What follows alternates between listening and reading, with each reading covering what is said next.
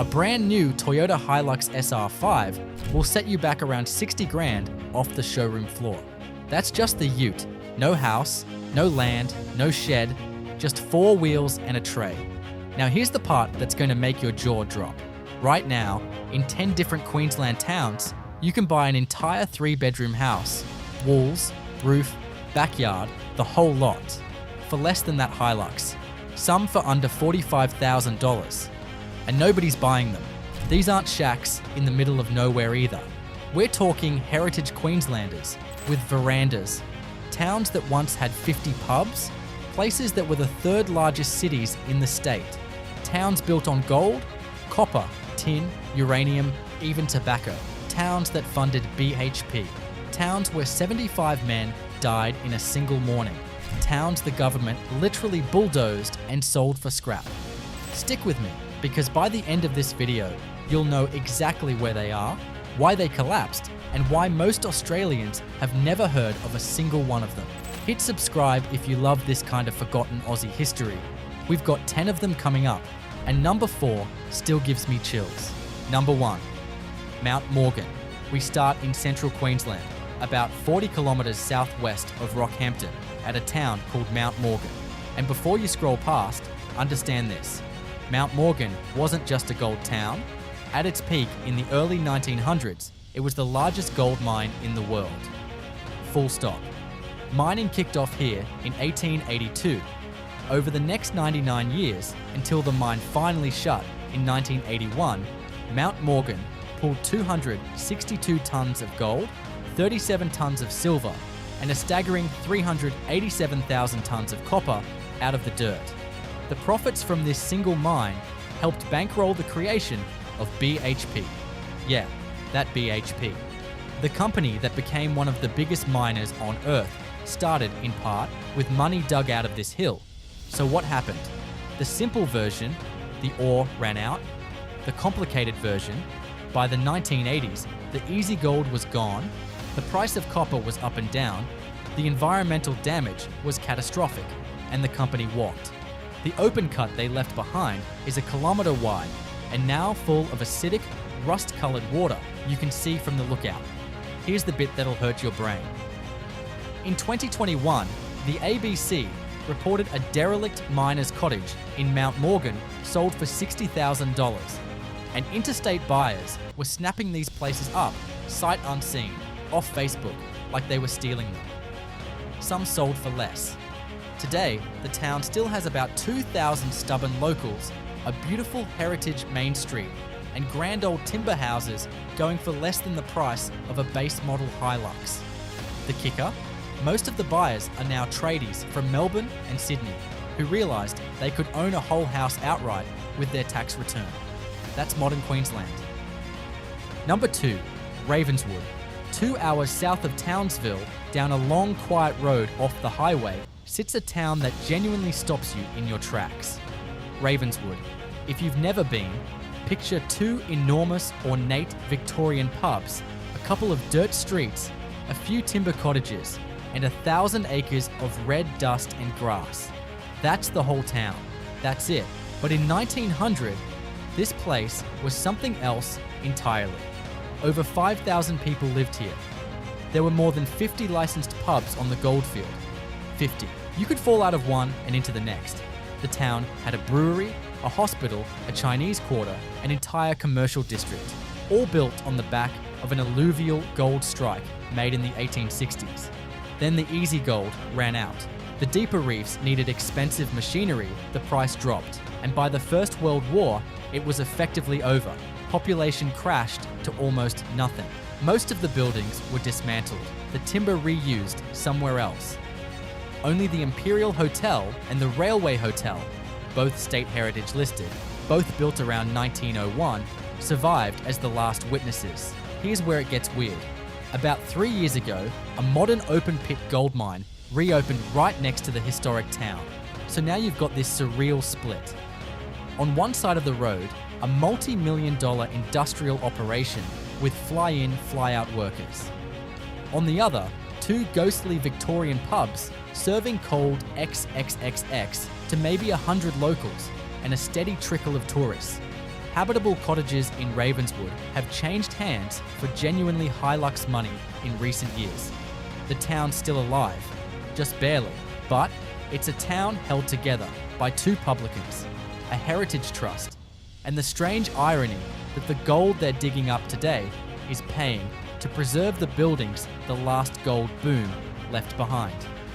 Number 3, Charters Towers. Half an hour west of Ravenswood, you hit a town that locals once called, with a completely straight face, the world. That's right, Charters Towers. Population today, about 8,000. In 1900, the residents reckoned their town had absolutely everything a person could possibly need. So why would you ever leave? Hence the nickname. Gold was discovered here on Christmas Eve, 1871, by a 12-year-old Aboriginal boy named Jupiter, who was working with a prospecting party. Within months, thousands of diggers had flooded in. Within a decade, Charters Towers was the second largest city in Queensland, ahead of everywhere except Brisbane. It had its own stock exchange, its own grand boulevards, imported chandeliers, marble bank facades, a city hall. Then the numbers tell the story of what happened. Gold output went from under 100,000 ounces in 1912 to under 9,000 ounces by 1920. That's a 91% collapse in 8 years. The young men shipped off to World War I, the deep mines became uneconomic, and the world basically froze in time. Walk down Gill Street today and you'll see what I mean. 2- and 3-story Victorian commercial buildings with elaborate cast iron lacework, half of them still empty upstairs. Banks that look like Roman temples. A stock exchange arcade that's now a museum. It's like somebody hit pause on the year 1905 and forgot to press play. The good news for property hunters, heritage homes in Charters Towers can still be picked up for genuinely cheap money compared to coastal Queensland, especially the ones needing love. The town survives on cattle, boarding schools, and tourism, not gold. But the bones of the world are still standing, and most Australians have never bothered to drive the extra 2 hours west from Townsville to see them. Number 4, Croydon. If you keep heading west, and I mean properly west into the Gulf country, you'll eventually hit a tiny dot on the map called Croydon. The current population is somewhere in the low hundreds. The general store, the pub, the visitor centre, a handful of houses. That's about it. Now here's a fact that should be in every Queensland history textbook and isn't. In 1890, Croydon was the 3rd or 4th largest town in the entire colony of Queensland, behind only Brisbane, Townsville, and possibly Charters Towers. The population peaked somewhere between 7,000 and 10,000 people, all crammed onto an 18-kilometre long goldfield in the middle of nowhere. Gold was found here in 1885. By 1887, there were already 7,000 prospectors on the field. The boom was insane. Pubs, banks, a courthouse, a railway line stretching all the way to Normanton on the Gulf of Carpentaria, Chinese market gardeners, Cornish hard rock miners, Afghan cameleers, and ex-pearlers from Thursday Island all converged on the place. And here's the gut punch. The whole field was worked out in about 35 years. By 1920, it was effectively done. The gold was shallow, it was alluvial, and once you'd skimmed it, that was it. People packed up, the railway ran emptier and emptier trains, and within a generation, Queensland's 3rd city was a ghost. The handful of locals still in Croydon today are often direct descendants of those Chinese gardeners and Cornish miners. The visitor centre is a treasure. Properties, when they do come up, sell for prices that would make a Brisbane real estate agent physically ill. This is the most dramatic population collapse on this entire list. 10,000 people to under 300 in 100 years. Let that sit with you. Before we hit number 5, do me a favor. If you're learning something here, smash that like button. It genuinely helps these forgotten Queensland stories reach more people. And if you're new, hit subscribe, because we cover this kind of stuff every week. Right, on with it. Number 5, Mount Mulligan. About 2 hours west of Cairns, on the edge of the Atherton Tablelands, sits the most haunting place on this entire list, Mount Mulligan. And I want you to pay attention, because what happened here is one of the darkest single days in Australian history, and most people have completely forgotten about it. Mount Mulligan was a coal mining town, laid out in 1912 at the foot of an enormous sandstone escarpment that looks a bit like Uluru's lesser-known cousin. Within a decade, it had houses, a school, a pub, a butcher, a baker, and a population in the low hundreds. The whole town existed for one reason: to feed coal to the smelters at Chillagoe, which we'll get to. Then came the morning of the 19th of September, 1921. At about 7:30 in the morning, an underground explosion ripped through the mine. The cause is still debated. Coal dust, a misfired shot, faulty ventilation. The result wasn't. Every single miner working underground that day was killed. 75 men, 75. In one morning. Husbands, sons, brothers, fathers. It was the third worst mining disaster in Australian history and remains Queensland's worst to this day. The town tried to keep going. The mine reopened in 1927 and limped on until 1957. But you can't really come back from that. By 1958, Mount Mulligan was abandoned. Officially gazetted, technically still a town on the map, but with nobody living there.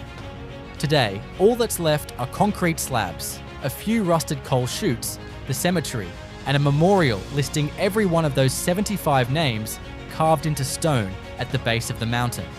A nearby cattle station has been turned into a luxury lodge, which is its own kind of weird.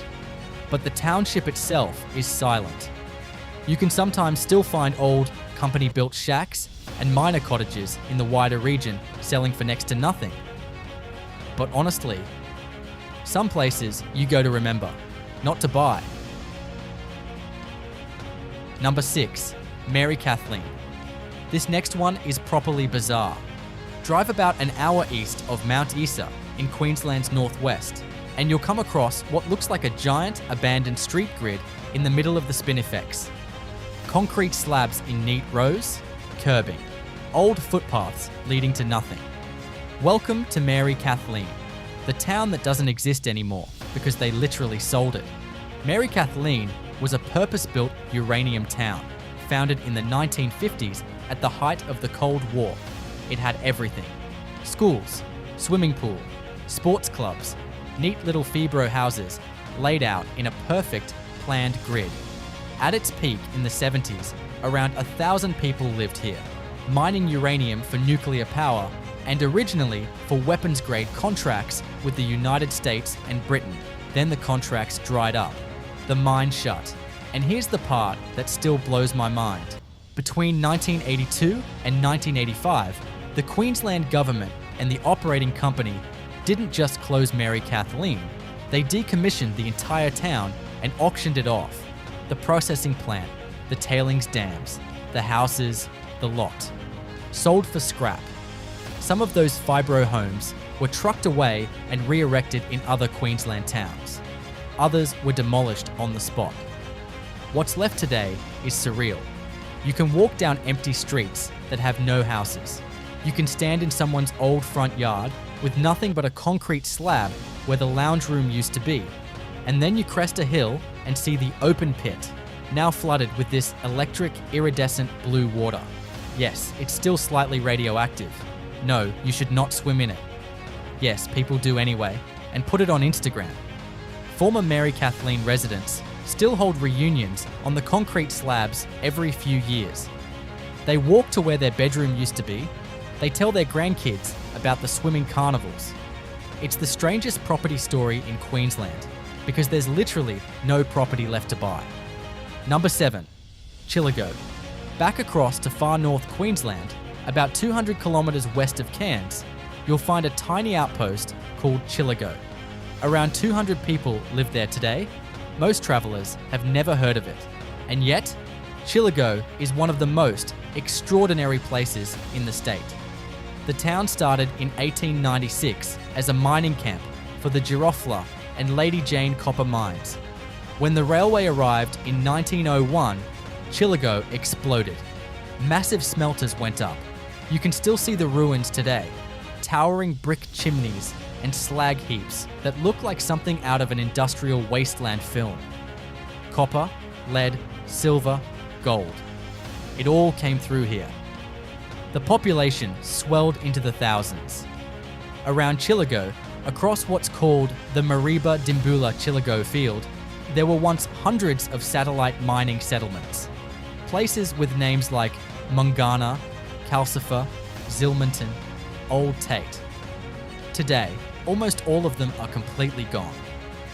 Drive the back tracks and you'll find a concrete slab here, a rusted water tank there, maybe a chimney sticking out of the long grass.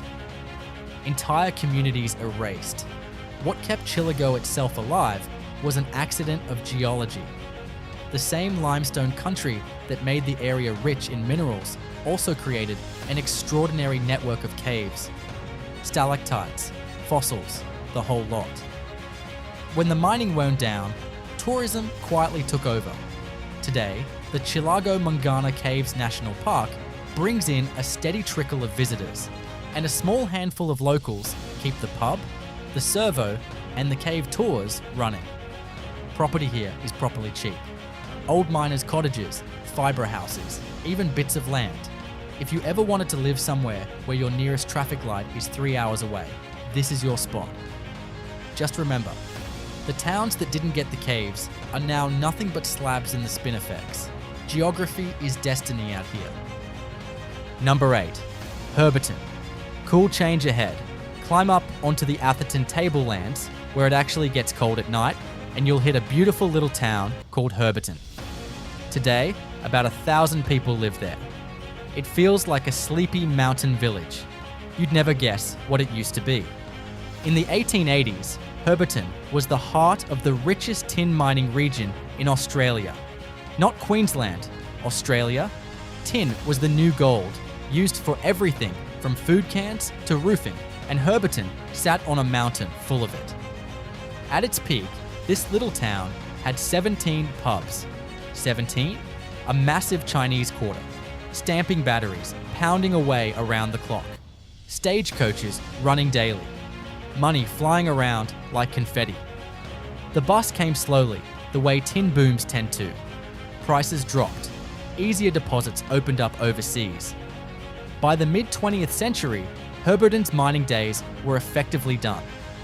The town shrank, the Chinese quarter dispersed, and most of the 17 pubs closed forever. But here's the bit I love. Herberton survived by getting clever. A local family started buying up old miners' cottages, sheds, and shops from across the region, buildings that would otherwise have been knocked down or rotted into the dirt. They literally moved them, building by building, onto a property on the edge of town and built what's now called the Herberton Historic Village. Over 50 original 1880s structures, all crammed together, all open to the public. The town, quite literally, sells its own ghosts. For buyers, the tablelands climate makes Herberton seriously attractive. Cool summers, mild winters, beautiful country. Old timber Queenslanders here can still be picked up for a tiny fraction of what they'd cost in Cairns an hour down the hill. Retirees and tree changers are starting to figure that out. The clock is ticking on the bargains. Number 9. Krakow. About 3 hours inland from Bundaberg, deep in the cattle country, southeast of Biloela, sits one of the most legendary pubs in Queensland, and almost no one to drink in it. The town is called Krakow. The 2021 census recorded just 114 people living across nearly 700 square kilometers. That's roughly one person per 6 square kilometers. Think about that. Gold was discovered around Krakow as early as 1850, but the real boom didn't kick off until the 1930s, when Sirius Reef gold was found. At its peak, around 10,000 people lived and worked in and around the field. Almost 20,000 kilos of gold, that's 20 tons, were pulled out of the ground here. There were dance halls, picture theatres, a bustling main street, the works. By the 1970s, the mine had wound down, the population had collapsed, and Krakow looked like it was going to die quietly, but it didn't. And the reason it didn't is one building, the Krakow Hotel, a classic, rambling timber pub on the main drag that somehow refused to close. Travelers driving the Leichhardt Highway would pull off, have a counter meal and a beer, and find themselves in this perfectly preserved time capsule. Word spread. The pub became famous. Today, a modern gold mining operation has actually reopened near Krakow, bringing in some fly-in workers. But the township itself is still tiny. The pub is still the center of everything. Weddings, funerals, birthdays, the lot. The publican is, for all practical purposes, the unofficial mayor. If you ever do find a house listed in Krakow, it'll typically be priced like a cheap second-hand car. The catch is, you'd better love isolation, dust, and the smell of a charcoal grill on a Friday night. Because that's the entertainment district. The whole entertainment district. One pub. Number 10, Texas. For our last stop, we're going right down south to the New South Wales border, to a town with one of the most ridiculous names in Australia. Texas, Queensland. Yes, that Texas. Named after a land dispute between two settler brothers in the 1840s that they jokingly compared to the Texas-Mexico standoff. The name stuck. What makes Texas different from every other town on this list is that it didn't die from gold or copper. It died from tobacco.